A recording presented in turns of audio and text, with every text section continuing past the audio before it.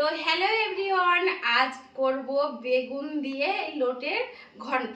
তো চলো কেমন করে করি সবটাই তোমাদের ভিডিওর মাধ্যমে শেয়ার করব। প্রথমে মাছটা আমি কেটে নিই আর তারপরে বেগুনটা, তারপরে তোমাদেরকে দেখাচ্ছি। তো প্রথমে আমি ভালো করে মাছটা কেটে ধুয়ে নেব। তার জন্য মাছটা কিন্তু আমি ছোট পাখনাগুলো ফেলে এরকম ছোট করে কেটে নিলাম। সবটাই এরকম মাছটা কেটে নিই। তো সব মাছগুলোকে ভালো করে কেটে ধুয়ে নেব।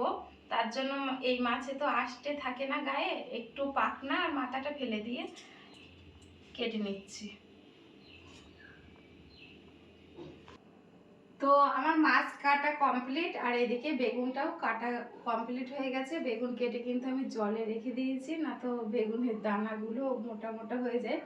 তো সেই কারণে বেগুনটা জলে দেওয়া আর আমার মাছটা কাটা কমপ্লিট। তো চলো এবার রান্নাটা বসানো যাক।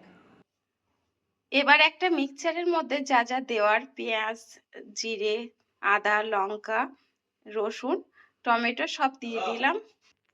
এবার এটাকে বেটে নেব।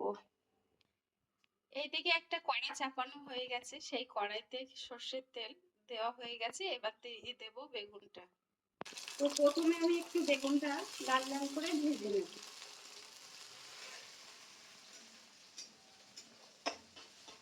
তো বেগুনটা আমার কিন্তু ভাজা কমপ্লিট হয়ে গেছে। এবার বেগুনটাকে আমি তুলে দেবো।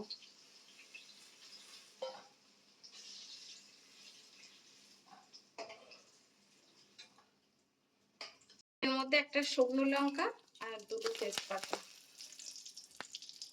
এবার দিয়ে দেবো পেঁয়াজ। একটু পেঁয়াজ কুচি দিয়ে দিলাম। তো পেঁয়াজ ভাজা আমার কিন্তু কমপ্লিট হয়ে গেছে। এবার দিয়ে দেবো বেটে রাখা মশলাটা।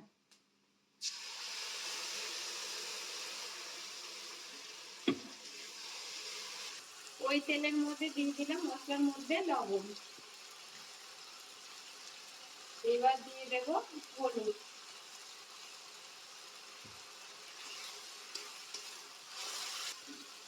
চারটে কাঁচা লঙ্কা দিলাম। একটু কালারের জন্য সামান্য লঙ্কার গুঁড়ো দিয়ে দিলাম, অল্প সামান্য দিলাম। মশলাটা আমার কমপ্লিট হয়ে গেছে। এবার ওর মধ্যে দিয়ে দেব মাছ। মাছে কিন্তু আমি কোনো লবণ হলুদ মাখাইনি, আমার মশলার মধ্যে দেওয়া আছে। এবার মাছগুলো আমি মশলার মধ্যেই দিয়ে দেব। আর মাছগুলো খুব টাটকা।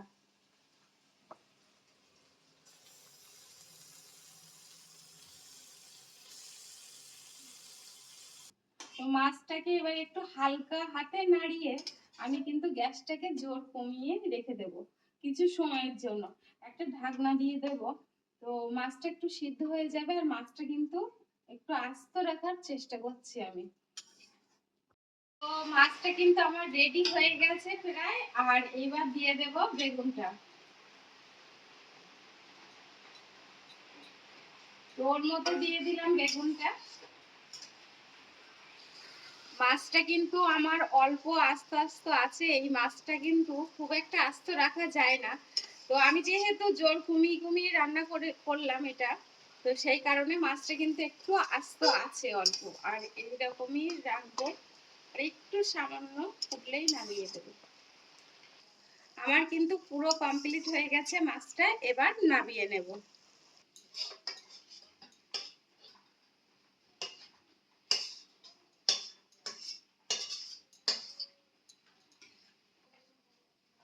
তো পুরো কমপ্লিট হয়ে গেছে আমার লোটে মাছ বেগুন দিয়ে।